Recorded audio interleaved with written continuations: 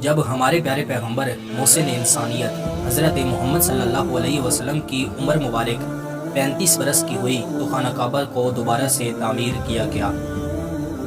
اب خانہ کعبہ کے پاس کوئی نہیں آ رہا تھا کہ کون اس عظیم گھر کے ساتھ ایسا کرے۔ ولید بن مغیرہ آگے بڑھا۔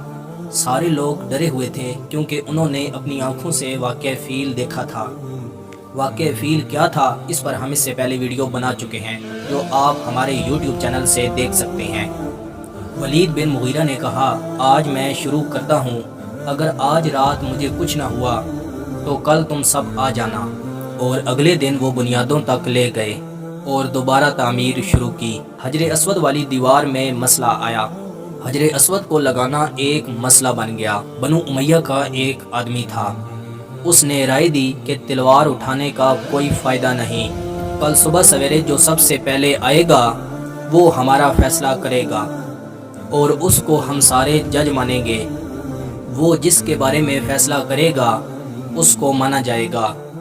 اس پر سب لوگ راضی ہو گئے کہ یہ اچھی بات ہے، کیونکہ جو صبح سویرے خانہ کعبہ میں آئے گا وہ نیک ہوگا۔ اور یہ دارالندوہ میں بیٹھ گئے کہ کون صبح سویرے آتا ہے۔ اگلی صبح سب سے پہلے ہمارے پیارے پیغمبر محسن انسانیت حضرت محمد صلی اللہ علیہ وسلم تشریف لائے۔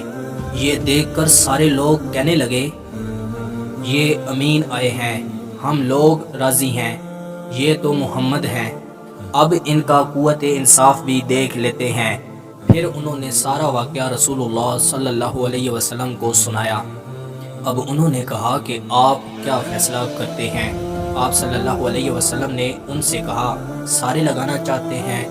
وہ کہنے لگے، ہاں، لیکن آپ جس کو بولیں گے ہم آپ کا فیصلہ قبول کریں گے۔